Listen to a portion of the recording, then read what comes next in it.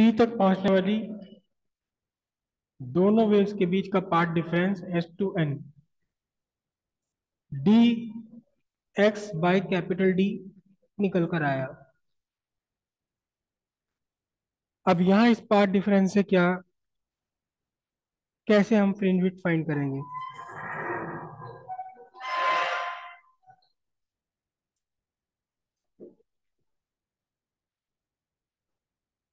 Point P पर maxima बनने के लिए पाथ डिफरेंस, ये पाथ डिफरेंस कितना होना चाहिए? नहीं, जीरो तो पॉइंट सी के लिए है, पॉइंट पी के लिए तो जीरो हो ही नहीं सकता, एन लैम्डा होना चाहिए।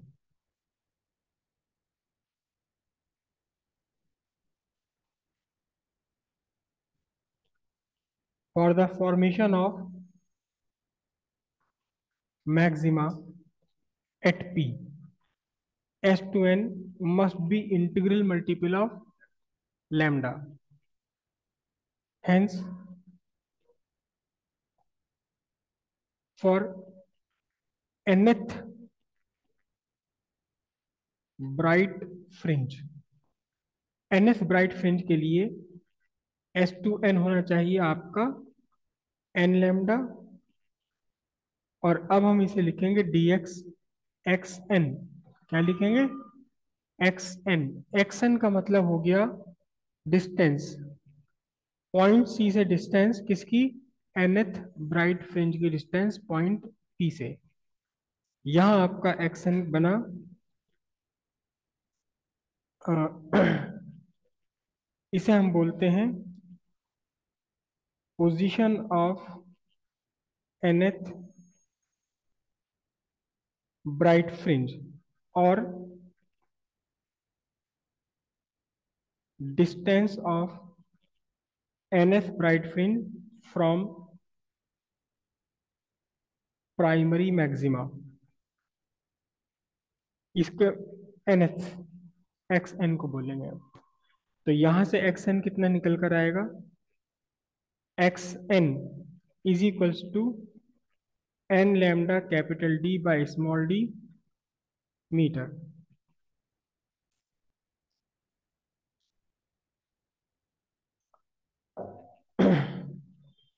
nth ब्राइट फ्रिंज की पोजीशन आ गई, nth ब्राइट फ्रिंज की डिस्टेंस आ गई, कहां से?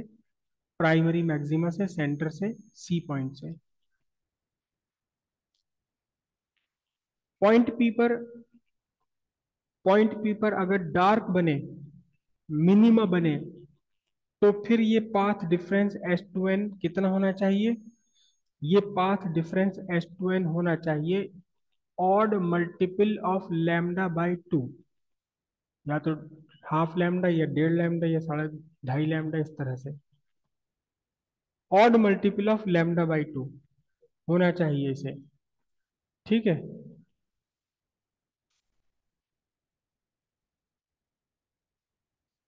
For the formation of minima at P, S2n कितना हो? 2n, 2n-1 lambda by to. इतना आपको ध्यान रखना है कि यहां इस इक्वेशन में S2n में n की वैल्यू कितनी है? 0, 1, 2 एंड 3, जबकि यहां n की वैल्यू कितनी होगी? n की वैल्यू होगी 1, 2, 3, क्योंकि जीरो पोजीशन पर आपका पहले ही मैक्सिमा बन चुका है। तो अब आपका फॉर्मूला फिर से वही उठाना है। क्या उठाना formula? S2n equal D lambda by D into x. S2n की जगह क्या लिखना है? S2n लिखना है हमने 2n-1 lambda by two equals small D by capital D, और इस बार हम इसे लिखेंगे एक्स डैश एन। अब यहाँ ये एक्स डैश एन कितना निकल कर आया? एक्स डैश एन निकल कर आया आपका वही सब पूरा का पूरा फॉर्मूला है, बस 2n-1 अपॉन टू आ गया, capital D lambda by small D metre. यहाँ ये x dash x n dash कितना है, ये है आपका position of nth dark fringe, या distance of nth dark fringe from from primary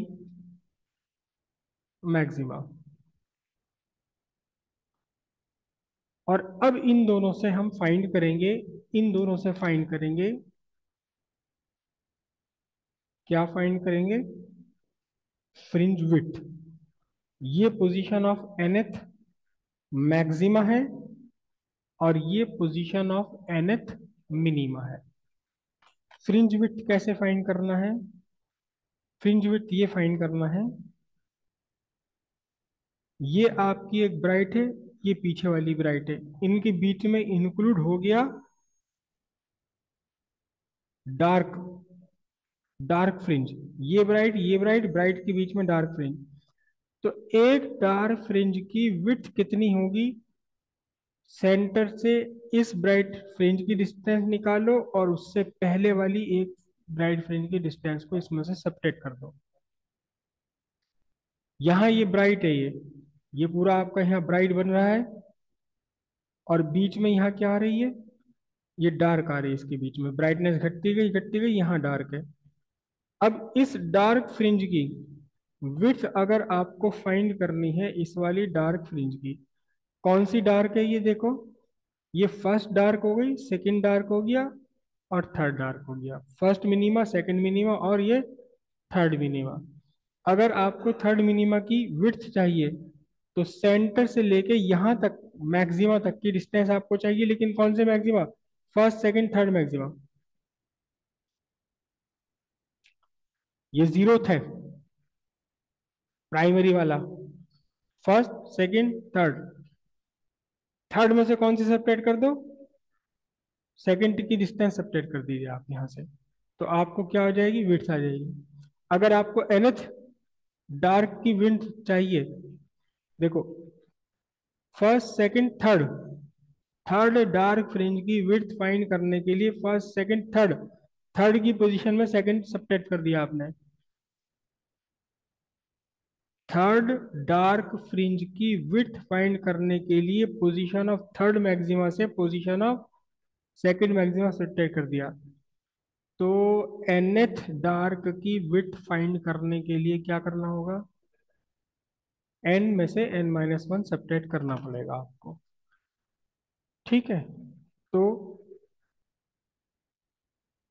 width of nth dark fringe, इसे हम लिखेंगे beta dash, is equal to बनेगा आपका X N minus x n-1। Bright, bright से निकलेगी डार्क और dark से निकलेगा ब्राइट, क्योंकि दो ब्राइट के बीच में है डार्क। तो डार्क के लिए एक्स एन कितना है आपका, n lambda D by small d, minus n की value n-1 lambda capital D by small d. और अब आपके पास सिंपली क्या बन जाएगा, इसको जब सॉल्व करेंगे सारा, तो D lambda by small D metre यहाँ निकल कर आएगी। This is the width of nth dark fringe. अब अगर ब्राइट फ्रिंज आपको चाहिए, ये आपको थर्ड ब्राइट फ्रिंज चाहिए, थर्ड ब्राइट फ्रिंज किस किस के बीच में, first second maxima, second minima और थर्ड मिनिमा के बीच में है। तो थर्ड ब्राइट फ्रिंज की विड्थ आपको चाहिए, तो आप सेंटर से फर्स्ट सेकंड थर्ड मिनिमा, एक मिनट उल्टा बोल गया, ये जीरोथ मैक्सिमा, ये फर्स्ट मैक्सिमा है, ये सेकंड मैक्सिमा। सेकंड मैक्सिमा की विड्थ अगर आपको चाहिए तो 1 2 3 थर्ड मिनिमा पर पहुंचेंगे, फिर सेकंड मिनिमा पर पहुंचेंगे, तो एनएच की चाहिए, तो n+1 में से एनएच सब्ट्रैक्ट करना पड़ेगा आपको। तो इसलिए अब आप यहाँ क्या लिखेंगे,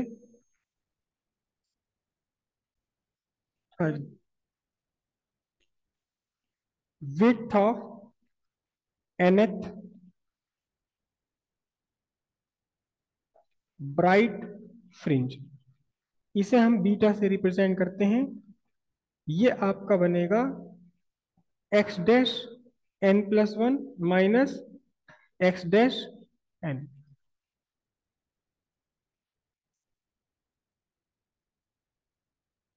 x dash N plus one, ये आपकी पोजीशन है nth डार्क की, nth मिनिमा की। इसमें n की जगह n minus n plus one रखोगे आप यहाँ, twice n plus one minus one by two D lambda by D minus nth, तो ये है ही आपके सामने पूरा का पूरा। कितना है nth? 2n minus one by two D lambda by d. और इस पूरे को जब आप सॉल्व करेंगे तो इसका भी answer D lambda by d ही निकल कर आएगा। अब आपके पास यहां दो फॉर्मूले हो गए, ब्राइट फ्रिंज की width D lambda by d, dark fringe की width D lambda by d. और साथ ही साथ क्या हुआ कि यहां से एन हट गया, दोनों में से हट गया है। इसका मतलब क्या रहा, दोनों के लिए क्या, width of dark fringe as well as bright fringe are same, दोनों की विड्थ सेम है। साथ ही सेट क्या है, एंड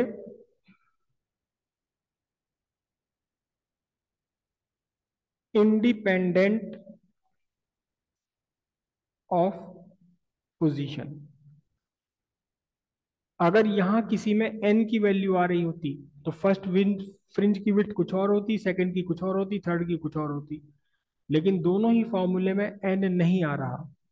इसका मतलब क्या हुआ, इसका मीनिंग ये हुआ कि जितना पहला ब्राइट फ्रिंज की विड्थ है उतनी ही विड्थ दूसरी सेकंड ब्राइट फ्रिंज की है, उसके बाद उतनी ही तीसरी की है।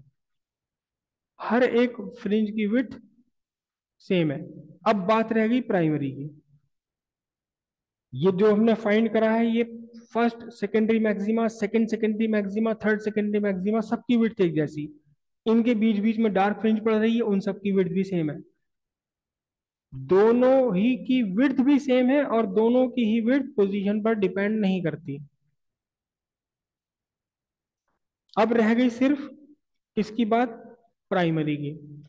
प्राइमरी कहां से कहां तक है, फर्स्ट डार्क एक तरफ और दूसरी तरफ फर्स्ट डार्क। सेंटर से फर्स्ट डार्क की पोजीशन, सेंटर से फर्स्ट डार्क की पोजीशन ऑन ईदर साइड, दोनों साइड में। इन दोनों को आप ऐड कर दोगे तो क्या निकल कर आ जाएगा, डी लैम्डा बाई डी ही आएगा इसमें भी। लेकिन इन दोनों को ऐड कर देंगे तो आपकी प्राइमरी मैक्सिमा निकल कर आ जाएगी, विड्थ ऑफ प्राइमरी मैक्सिमा। हम्म, करूं क्या? कर लेंगे। बुक्स में हर किताब में, एनसीईआरटी सहित हर किताब में सिर्फ ये दो निकाल के दिखा रखी है।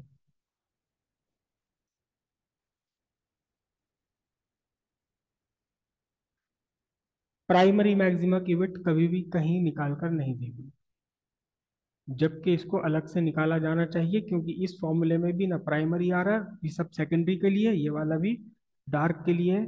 ये सेकेंडरी मैक्सिमा के लिए, प्राइमरी मैक्सिमा के लिए हमने काम ही नहीं किया इसमें।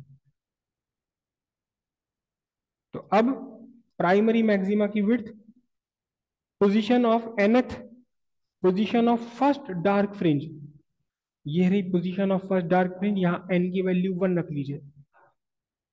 और फिर इसका भी आधा लेना आपको। आधा क्यों लेना है, क्योंकि एक साइड केवल आधी आ रही है। फिर उतना ही आपको और ऐड कर देना दूसरी साइड के लिए, यानी कि सिंपल सी बात है, यहां इस फॉर्मूले में n की वैल्यू 1 रखेंगे, इस पूरे फॉर्मूले को आधा करेंगे और जितना ही आया उतना ही फिर और ऐड कर देंगे, तो आंसर आपका कितना आएगा, डी लैम्डा बाई डी ही निकल कर आएगा। तो width of primary maxima,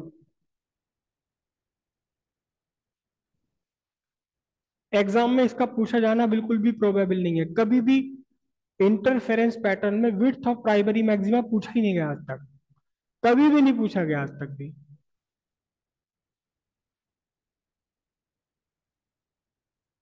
width of primary maxima भी कितना निकल कर आएगा आपका, डी लैम्डा बाई डी ही निकल कर आएगा। तो यहां से इसमें एक स्टेटमेंट में एक बात हमने और जोड़ देनी, क्या, width of dark fringe as well as width of bright fringe are same and independent of position.